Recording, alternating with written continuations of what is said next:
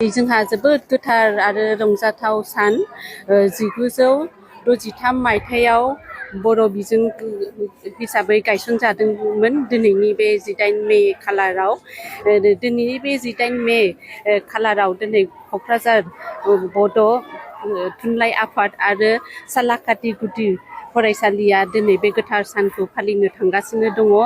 आंखौ बेहाय आलासि महरै हांख्रायनानै लाबोदों। दिनै आं जोबोद खुसि बर' थुनलाइ आफादनो आरो सालाकाथि गुदि फरायसालिनो आरो लोगोसे दुलाराय बर' माहारिनो दिनैनि बे गोथार सानाव बर' बिजोंनि आं गाहाम हामलायथि हरो। बर' बिजोङा दिनैसिम फैयै फैयै 63 बोसोर बैसोआव हाबबाय। दा जोङो बर' बिजोंखौ अरायसम थांनानै थाथों आरो बर' बिजोंजों जों फरायनानै मा जाहैगोन होननाय नार्भास जों पेरेन्टसफोरनि गेजेराव एबा रायजोफोरनि गेजेराव नुनो मोनदों। बे जोंनि जोबोद दुखुनांथाव आरो खोमसि फोथायनाय। बर' बिजों फरायनानैबो दिनै डक्टर इन्जिनियार जानाय, साइन्टिस्ट जानाय आरो दिनै गिदिर पजिसनाव मान थाखोआव गसंनो हानाय बा गाव मासि आवग्रिनो हानाय जोंनि गेजेराव जोबोद बिदिन्थि दङ, मोजां मोजां बिदिन्थि दङ। जोङो बर' हारिया थांनानै थानोब्ला बर' बिजोङा थांनानै थाथारनांगोन।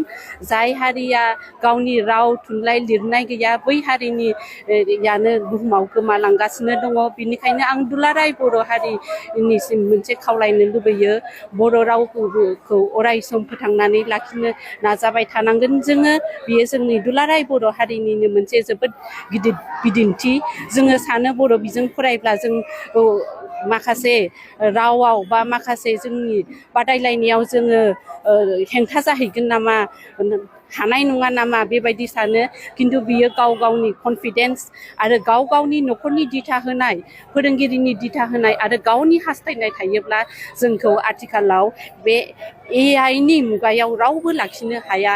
जोंनि दैदेनगिरिफोरावबो जों नुनो मोनो, जेरै दानि BTC नि हाग्रामा सिब बिथाङाबोथ' बर' बिजोंजोंनो फरायदोंमोन।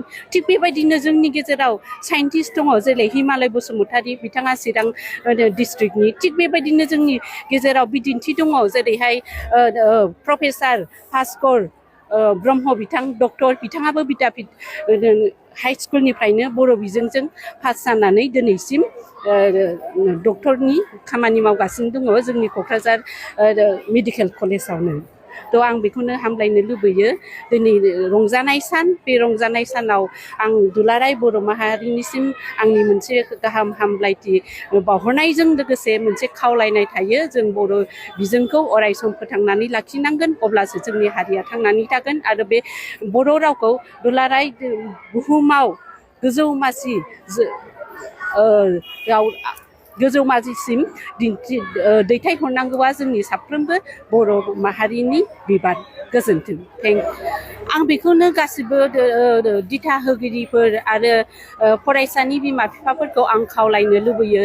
जोंनि गेजेराव जोबोद गोरोन्थि बुजिनाय एबा फोथायनाय दङ जे जोङो बर' बिजों फरायाब्ला, इंलिस मिडियामल' फरायोब्ला बा इंलिस मिडियामजोंसो जोङो फिसाफोरखौ गोजौ सोलोंथाइ बा गावसोर साननाय बायदियै डक्टर इन्जिनियार खालामहैनो हागोन बा आथिङाव गसंहैनो हागोन सानो।